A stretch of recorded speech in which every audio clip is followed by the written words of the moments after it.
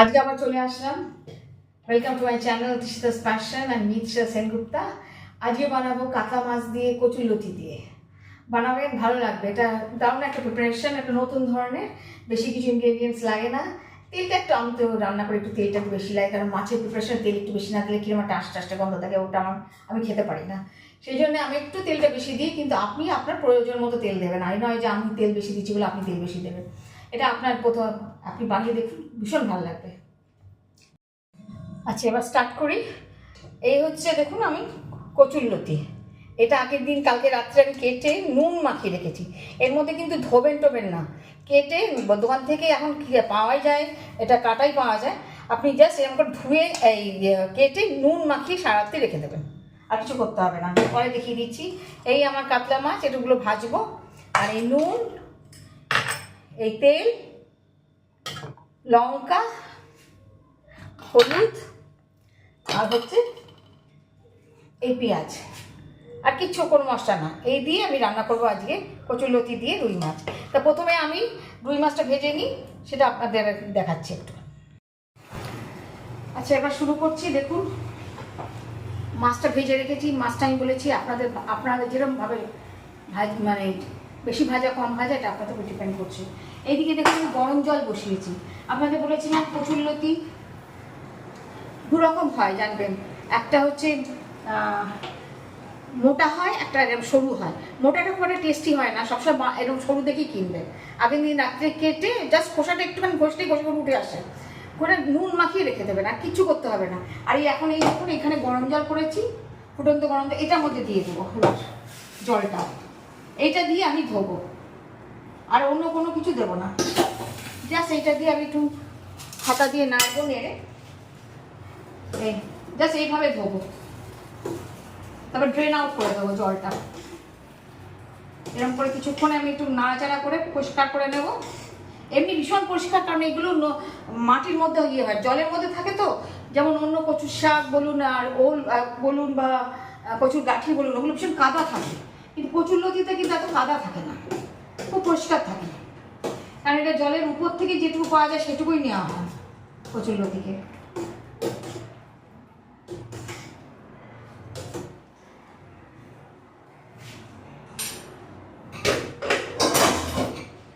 Just একটু drain out করে নিই, এটা এইভাবে ড্রেন আউট করে নেবো, আর কিছুই না।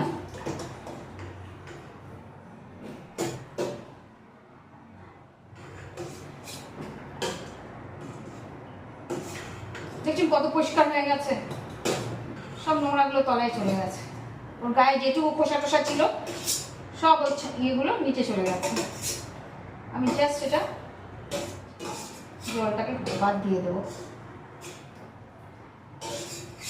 হাত দিয়ে ওঠানোর চেষ্টা করবেন না, ফুটন্ত জল।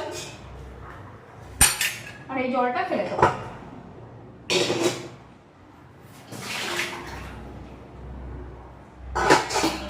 এবার আমি আবার কড়াই বসাবো।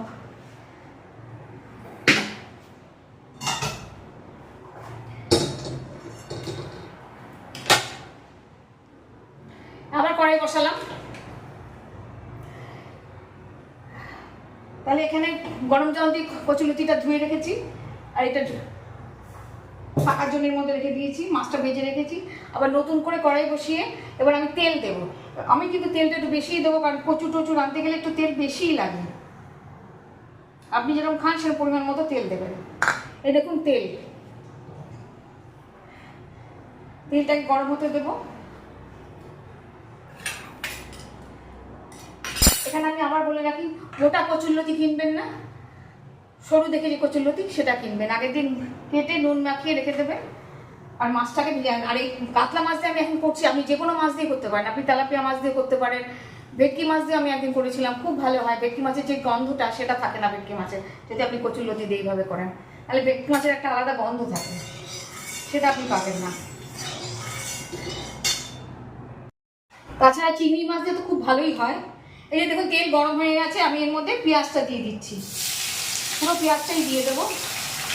পেঁয়াজটা মাছ দিয়ে দেবেন, মাছ বেশি হলে পেঁয়াজটাকে বেশি দেবেন। জাস্ট একটু নাড়াচাড়া করবো, করে একটু নুন দেবো। আর আমার ওটার মধ্যে নুন দেওয়া, বুঝে নুন দেবেন।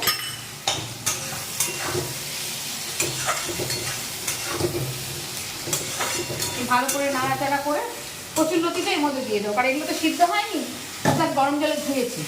এই পেঁয়াজ আর কচুরলতি একসাথে সিদ্ধ হবে। ভালো করে নাড়া, আর কিছু দেবেন না, এখন একটু মজে যাক পেঁয়াজটা, তারপর আমি হলুদ লঙ্কা যা দেওয়ার দেবো তখন আপনাদের দেখাবো। এখন এটা একটু ঢাকা দিয়ে রাখি, যে এটা একটু হোক। দেখুন এরকম হয়েছে,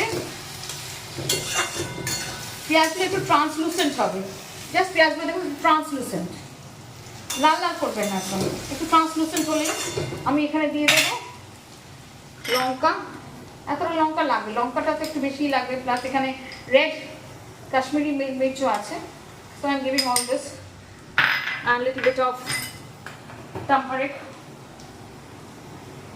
হলুদ দিলাম,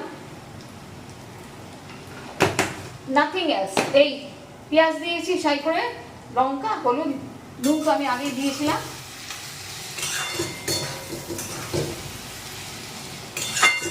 আর আমি কয়েকটা গ্র্যানুলস অফ সুগার দিই, যেটা একটু ব্যালেন্স টেস্ট, সেটা আমি একটু পরে দেবো। কারণ এটা ভালো করে, তাহলে বললাম কি পেঁয়াজটা একদম লাল করবেন, জাস্ট ট্রান্সলুসেন্ট হলেই আপনি একটু মশলাগুলো দেবেন।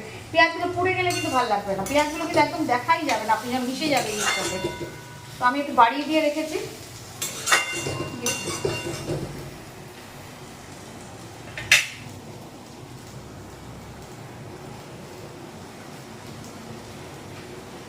মাছ ভাতটা তো এখানে আছে, আর এখানে একটু গরম জল, আমি তো গরম জল দিই, ঠান্ডা জল দিই না, ঝোল তোলে, একটু গরম জল বসিয়ে রেখেছি। উল্টিয়ে পাল্টিয়ে, আর এই নুনটা আপনি পরে চেখে দেখে নিন, আবার যে নুন লাগে তো দেবেন অ্যাকর্ডিং টু ইয়োর টেস্ট। আমি 1 চামচ বললাম, 2 চামচ বললাম, সেভাবে রান্না হয় না। এক একজনের বাড়িতে এক এক রকম রান্না হয়, এক এক রকম টেস্টের রান্না হয়। So according to your own test, don't think of that আপনি 2 স্পুন কত স্পুন দিলেন, 1 চামচ না 2 চামচ না 1 কাপ, ইট ডাজন্ট ম্যাটার। কী কী ইনগ্রেডিয়েন্টস দিচ্ছি সেটা হচ্ছে ম্যাটার, সেটা মনে রাখবেন, ব্যাস তাহলেই হবে। এবার আমি একটু গরম জল দিয়ে দেবো।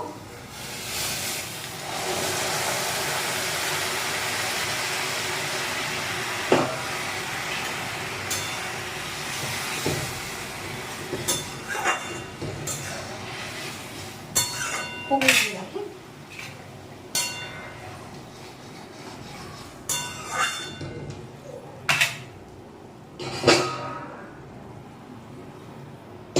এতটা ঝোল থাক, গরম জল দিয়ে দিলাম, এতটা ঝোল থাকবে না, পরে ঠিক হয়ে যাবে। আমি এখানে একটু চিনি দিয়ে দিচ্ছি, অল্প একটু, কয়েকটা গ্রানুলস বলেছি, জাস্ট কয়েকটা গ্রানুলস দিয়ে দিলাম। আর এটাকে এখন ভালো করে ফুটতে দেবো, ভালো করে হোক। তা আবার একটু ঢাকা দিয়ে রাখি।